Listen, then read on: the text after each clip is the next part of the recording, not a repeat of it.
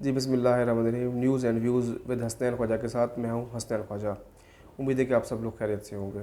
ناظرین, آج 2-3 اہم جو معاملات ہیں ہم اس پر آپ کے ساتھ ڈسکس کریں گے. سپریم کورٹ کا جو فیصلہ آیا جس میں کہا گیا کہ وزیر پنجاب کا دوبارہ انتخاب ہوگا 22 جولائی کو ضمنی الیکشن کے بعد. اس کے بعد تحریک انصاف نے ایک فیصلہ کیا ہے. وہ فیصلہ کیا ہے وہ ہم آپ کو ایک ایکسکلوزیو نمبر اس پر میں ایک نیوز دیں گے. اس وقت مولانا فضل الرحمان صاحب منظر نامے سے بالکل غائب ہیں. اس کی کیا وجہ ہے؟ حکومت اور اتحادیوں کے درمیان جو ورکنگ ریلیشن ہے وہ ہم نے بجٹ تقریر کے دوران دیکھا تو اس میں بڑے تحفظات تھے تمام جماعتوں کے جو ان کے اتحادی ہیں. اس کا مستقبل پر کیا اثر پڑنے والا ہے اور کیا تحریک انصاف ان سے رابطہ کر سکتی ہے؟ یہ تمام ہمارے پاس ایکسکلوزیو نیوز ہیں, یہ بھی ہم آپ کے ساتھ شیئر کریں گے. لیکن سب سے پہلے ہم آج بات کریں گے عوامی مسلم لیگ کے جو سربراہ ہیں, عمران حکومت میں جو وزیر داخلہ رہے, وزیر ریلوے رہے, جناب شیخ رشید احمد صاحب. شیخ رشید احمد ناظرین ہمیشہ اپنی گفتگو سے, اپنے انٹرویو سے اور اپنے باڈی لینگویج سے یہ تاثر دیتے ہیں کہ وہ پنڈی بوائز ہیں. پنڈی بوائز سے مراد کہ وہ پاک فوج کے خود ساختہ ترجمان ہیں. کوئی بھی ایسا معاملہ ہوتا تھا جس میں فوج کے موقف کی ضرورت پڑتی تھی یا کوئی ڈیبیٹ ایسی جاتی تھی جس میں فوج کی انوالومنٹ ہوتی تھی تو وہ اپنی طرف سے خود ہی تشریح کر کے اپنے خیالات کی تشریح فوج کی گلے میں ڈال کر بات کرتے تھے, جو میڈیا میں شہ سرخیوں کا مرکز بنتی تھی. اور وہ برملا میڈیا کے سامنے یہ کہتے تھے کہ وہ فوج کے ترجمان ہیں. ہمیشہ فوج کو جس طرح وہ بات کرتے تھے وہ اپنے آپ کو فوج کے ترجمان سے کم نہیں سمجھتے تھے اور وہ اپنے آپ کو D G I S P R سمجھتے تھے اور D G I S P R کے بہاف پر خود ساختہ گفتگو کرتے رہے ہیں. ابھی حالیہ دنوں میں شیخ رشید نے ایک بہت بڑا سنگین الزام لگایا جس کے بعد ہمیں جو اطلاعات ملی ہیں وہ یہی ہیں کہ غالباً شیخ رشید کا جو اگر کوئی رابطہ تھا بھی تو اس میں بہت خلیج اور گہرائی آ گئی ہے. وہ بیان کیا تھا وہ بیان میں آپ کو بتاتا ہوں. شیخ رشید صاحب نے آج سے کوئی 4-5 دن پہلے ایک بیان دیا, متنازع ترین بیان دیا, کہ وہ جب بھی جی ایچ کیو میں army chief general Qamar Javed Bajwa صاحب سے ملنے جاتے تھے تو انہیں انتظار کرنا پڑتا تھا. انتظار کیوں کرنا پڑتا تھا اس کی وجہ بھی انہوں نے بتائی. انہیں بتایا کہ اس وقت کے جو اپوزیشن لیڈر تھے شہباز شریف صاحب وہ پہلے سے جی ایچ کیو میں موجود ہوتے تھے. شیخ رشید صاحب نے یہ بھی بتایا کہ بعض اوقات تو ان کو کئی گھنٹے انتظار کرنا پڑا. یعنی وہ یہ بتا رہے ہیں شیخ رشید صاحب کہ اپوزیشن لیڈر کی آرمی چیف سے جی ایچ کیو میں ملاقاتیں ہو رہی تھیں, خفیہ ملاقاتیں تھیں, سیکرٹ ملاقاتیں تھیں, ایک نہیں درجنوں ملاقاتیں ہوئیں اور چند منٹ کی نہیں کئی گھنٹوں پر محیط ملاقاتیں ہوئی. تو یہ شیخ رشید صاحب نے الزام لگایا جس پر ہم نے اپنا کچھ فیکٹس اینڈ فگر سے معلومات لیں, جس کے بعد ہمیں یہ معلوم ہوا کہ یہ بالکل جھوٹ. آرمی چیف کی کوئی اپوزیشن لیڈر سے ملاقات نہیں ہوئی. یہ صرف ایک پروپیگنڈا اس کو پروموٹ کرنے کے لیے شیخ رشید صاحب نے ایسی گفتگو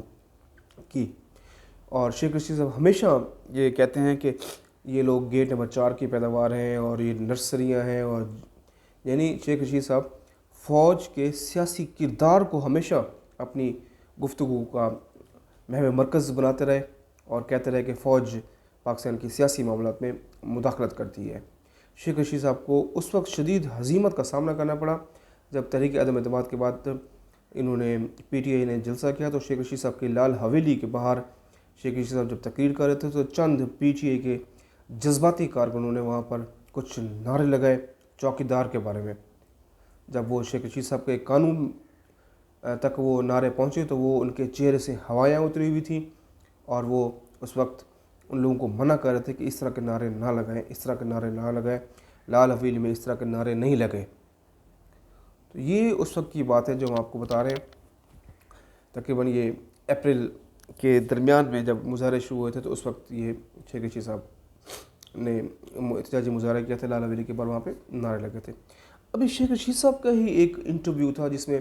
انہوں نے بحث کا رخ موڑنے کی کوشش کی عمران خان صاحب کی اپنی اس پر ان کی فیور میں. یعنی انہوں نے کہا کہ جب عمران خان صاحب وزیر اعظم تھے اور نیشنل سیکورٹی کمیٹی کا اجلاس ہوا تو اس میں جو چیفز تھے انہوں نے یہ کہا تھا کہ یہ سازش ہے، جس پر ہم نے دیکھا کہ جو پاک فوج کے ترجمان ہیں میجر جنرل بابر افتخار صاحب، انہیں نجی ٹی وی چینلز پر آنا پڑا اور انہیں یہ بات واضح طور پہ کہنی پڑی کہ شیخ رشید صاحب کے اس بیان میں کوئی صداقت نہیں، کسی قسم کی کوئی بات سازش کی نہیں ہوئی تھی۔ یہ شیخ رشید صاحب کو بڑا بیک فٹ لگا۔ اب دوسرا شیخ رشید صاحب کو یہ بڑا بیک فٹ ہے جب وہ کہہ رہے ہیں کہ آرمی چیف بطور اپوزیشن لیڈر شہباز شریف صاحب سے ملاقاتیں کرتے رہے اور ساری گیم پلان GHQ میں بنی۔ تو یہ شیخ رشید صاحب کے الزامات میں کسی قسم کی کوئی صداقت نہیں ہے۔ شیخ رشید صاحب کا سافٹ ویئر کبھی گرم ہو جاتا ہے، کبھی سافٹ ویئر ان کا نرم ہو جاتا ہے۔ ابھی چند دن پہلے ان کا ایک سٹیٹمنٹ آیا تھا جس میں وہ کہہ رہے تھے کہ کم از کم ISI نے اور پاک فوج نے ان پر کسی قسم کا دباؤ نہیں ڈالا کہ وہ عمران خان کا ساتھ چھوڑ دیں، کیونکہ اس وقت آپ کو معلوم ہے کہ جو پرو پی ٹی آئی لوگ ہیں ان کا جو بیانیہ صرف یہ ہے کہ فوج مداخلت کرے، کسی بھی طریقے سے فوج اپنا غیر آئینی کردار ادا کرتے ہوئے عمران خان کو ملک کا وزیر اعظم بنوائے۔ تو یہ بہرحال ہم آپ کو اس بارے میں تفصیلات سے بتا رہے تھے۔ شیخ رشید کا جو کردار ہے ان کا سافٹ ویئر کبھی اپڈیٹ ہو جاتا ہے تو کبھی وہ کر دیتے ہیں۔ دوسری نظیر ہم آپ کو بتائیں کہ مولانا فضل الرحمان صاحب ان دنوں شدید غصے کا بھی شکار ہیں اور ان کے کچھ تحفظات بھی ہیں اور وہ منظر نامے سے بھی غائب ہیں، کیونکہ ہم نے کافی دن دیکھے ہیں کہ ان کی نہ کوئی پریس کانفرنس آ رہی ہے، نہ کوئی ان کا بیان آ رہا ہے، الٹا سوشل میڈیا پر مولانا فضل الرحمان صاحب کی سیاسی جماعت پر تنقید بھی کی جا رہی ہے کہ پاکستان میں ابھی جو وفاقی شرعی عدالت نے سود کے خلاف فیصلہ دیا اس میں JUIFA سود کے حق میں سود کے خلاف یعنی فیصلہ دیا گیا کہ سود بینکنگ سیکٹر سود نہیں لیں گے، تو مولانا فضل الرحمان صاحب اس میں ہمیں نظر نہیں ہے۔ اگرچہ شدید سوشل میڈیا دباؤ کے بعد ان کے صاحبزادے مولانا اسد الرحمان صاحب نے قومی اسمبلی میں آواز اٹھائی، لیکن وہ اتنی اس کو مؤثر نہیں سمجھا گیا، کیونکہ لوگوں کی یہی توقعات تھیں کہ یہ ایک مذہبی جماعت ہے، سیاسی دینی، تو مولانا فضل الرحمان صاحب کو باضابطہ طور پر پریس کانفرنس کرنی چاہیے تھی، اور چونکہ وہ اس وقت حکومت میں ہیں تو انہیں وزیر اعظم سے ملاقات کر کے اس مسئلے کو اٹھانا چاہیے تھا کہ یہ جو خاص طور پہ نیشنل بینک نے جو درخواست دائر کی ہے وہ وڈران کی جائے، اور سب سے امپورٹنٹ جو ہے جو ہمارا سینٹرل بینک ہے، جو اسٹیٹ بینک ہے، وہ اس میں درخواست واپس لے، کیونکہ ضرورت ہے جو اسٹیٹ بینک ہے اس کی تو اپنی ایک امپورٹنس ہے نا، مرکز کا بینک ہے نا، تمام جتنے بھی چھوٹے چھوٹے بینکس ہیں یا دیگر چیزیں ان کو ریگولرائز تو اسٹیٹ بینک نے کرنا ہے نا، تو مولانا فضل الرحمان صاحب کو اس معاملے پہ کوئی قادر خواہ کردار نظر نہیں آیا۔ دوسرا نظر اتحادیوں کا جو اس وقت ورکنگ ریلیشن ہے اس میں بھی کچھ کہیں نہ کہیں دراڑ ضرور پائی جا رہی ہے، کہیں نہ کہیں ایک دوسرے پر عدم اعتماد ضرور پایا جا رہا ہے، خاص طور پہ ابھی ہم نے سندھ میں جو دیکھا بلدیاتی الیکشن میں MQM کے شدید ترین تحفظات سامنے آئے ہیں۔ MQM نے پیپلز پارٹی سے احتجاج کیا ہے اور ان کو واضح طور پہ بات کی ہے، پریس کانفرنس وسیم اختر صاحب کی آن ریکڈ ہے کہ پیپلز پارٹی نے اپنے وعدے پر وفا نہیں کیا، اور مولانا فضل الرحمان صاحب کی جماعت کی طرف سے بھی کہا گیا کہ پیپلز پارٹی نے انتخابات میں دھاندلی کی ہے، راشد سمر صاحب نے، یعنی جو سندھ میں ان کی دو اہم اتحادی جماعت ہے، پیپلز پارٹی کی جو اہم اتحادی جماعتیں ہیں JUIFA اور MKM، وہ تحفظات کر رہے ہیں کہ پیپلز پارٹی نے اپنی مفادات کے لیے اپنی نشستیں پکی کرنے کے لیے دھاندلی کی ہے، اور جو لوکل گورنمنٹ آرڈیننس تھا اس میں ترامیم نہیں کی گئیں۔ مرکز میں ہم نے دیکھا کہ باپ خالد مکسی کی طرف سے قومی اسمبلی میں تحفظات کیے گئے، آزاد رکن اسلم بھوتاری صاحب کی طرف سے بھی تحفظات ظاہر کیے گئے کہ ان کے وعدے پورے نہیں کیے جا رہے، اختر مینگل صاحب BNP M جو ہے BNP مینگل، ان کی طرف سے بھی تحفظات سامنے آ رہے ہیں۔ BNP مینگل اختر مینگل صاحب ان دنوں کچھ اپنی ذاتی مصروفیات کی وجہ سے منظر نامے پر نہیں ہے، وہ جیسے ہی آئیں گے، کیونکہ وہ آخری مرتبہ ان کو کہہ کر گئے تھے کہ بلوچستان کی جو صورتحال ہے اس پر آپ نے ہم سے جو وعدے کیے تھے وہ پورے نہیں ہو رہے، تو آپ کو کچھ دنوں کی مہلت دی جا رہی ہے، آپ اس پر اپنے وعدے پورے کریں۔ اب دیکھنا یہ ہے کہ حکومت اس معاملے پہ کیسے اتحادیوں کو قائل کرنے کی کوشش کرتی ہے، اگرچہ ایسی صورتحال نہیں ہے کہ ہم کہیں کہ بہت پوائنٹ آف نو ریٹرن پر پہنچ گئے ہیں، حکومت کو کسی قسم کا کوئی خطرہ ہے۔ عدم اعتماد کے بارے میں ہم آپ کو بتائیں کہ جیسے مثال کے طور پہ پنجاب کا جو ضمنی الیکشن ہے وہ دار و مدار کر رہا ہے اس وقت PTI کی سیاست پر۔ PTI बनी कला में ये फैसला हुआ है बड़ों का कि अगर पंजाब के ज़िमनी इलेक्शन में वो जिस तरह के उनकी तवक्कुआत हैं कि क्लीन स्वीप करेंगे, 20 की 20 सीटें PTI का इस वक्त टारगेट है, 20 की 20 सीटें हम जीतेंगे, क्योंकि हमारा बयानिया इस वक्त अवामी बयानिया है, अवाम हमारे बयानी को पसंद कर रहे हैं। तो अगर वो कह रहे हैं कि अगर 20 सीटें हमने जीती हैं तो पंजाब में मरकज़